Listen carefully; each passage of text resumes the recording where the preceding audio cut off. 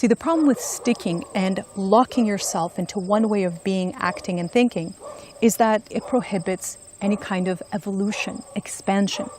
So we stagnate our growth, which, of course, in and of itself is completely unnatural to the soul, to our higher self. Life and life beyond this physical experience is all about creativity, expansion, evolution, change. Stagnation is the antithesis to it.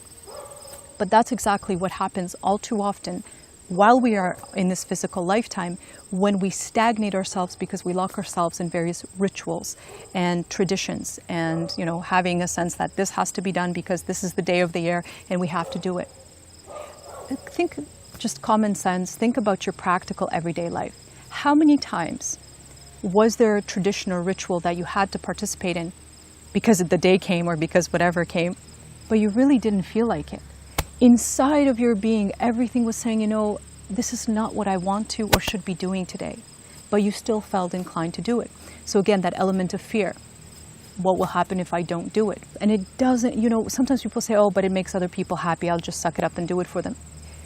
We kid ourselves if we think that we can ever make somebody externally happy. If that person can't find that own happiness and meaning and purpose from within them, then nothing externally will actually come close to providing them what they most need. And the same thing has to be true for us. Don't let ritual or ritualized activities cause you to lose your most important connection with yourself and your sense of discernment. There's nothing more special outside of you than what is naturally inside of you. And the number one way to achieve any healing, any cleansing, any happiness, joy, all comes from within and through the power of our intention. That would be the most valuable ritual, if I can say, to simply connect with, to really come back to the inner wisdom and guidance of who you are and what makes sense to you, what feels most right for you. I invite you to consider what rituals are present in your life as of right now, whether it's throughout a week, throughout a month, throughout a year. What do you participate in? What do you participate in that actually is holding back the highest expression of who you are? What do you participate in out of guilt, out of fear, out of some kind of coercement? And I invite you to start taking steps to liberate yourself from that.